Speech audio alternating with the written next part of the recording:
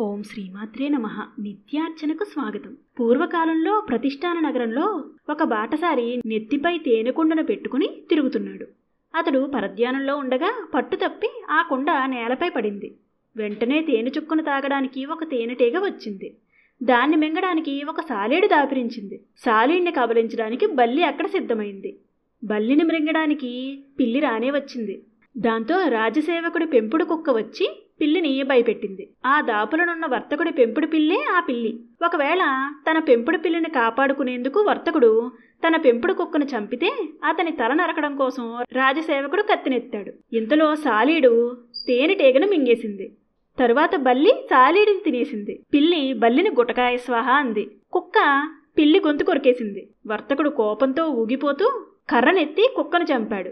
అది చూసి రాజసేవకుడు ఉగ్రుడైపోయి కత్తినెత్తి వర్తకుడిని యమపురికి పంపించాడు.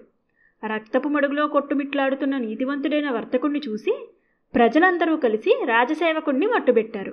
ప్రజలకింత పొగరా అని రాజు కన్నెర్ర చేసి ప్రజలపైకి సైన్యాన్ని పంపబోయాడు.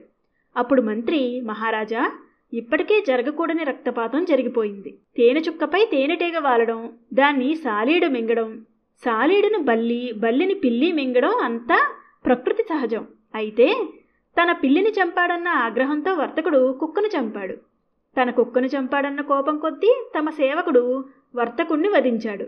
ప్రజలు వర్తకుడి మీద అభిమానం కొద్దీ తమ సేవకుడి మీద పగ సాధించారు. ఇప్పుడు తమరు కూడా అదే ఆవేశంతో ప్రజలందరి మీదకి సైన్యాన్ని పంపడం ఎంతవరకు సమంజసమో ప్రశాంతంగా ఆలోచించండి. ఇంగిత జ్ఞానాన్ని కోల్పోయి మితిమీరిన ఆగ్రహావేశాలే అన్ని అరిష్టాలకు మూలమన్న సంగతి తమకు తెలియంది కాదు అన్నాడు. రాజుకు మంత్రి మాటల్లోని విజ్ఞత అర్థమైంది. దాంతో జరగనున్న మరింత వినాశనం ఆగిపోయింది. శ్రీమాత్రే నమః.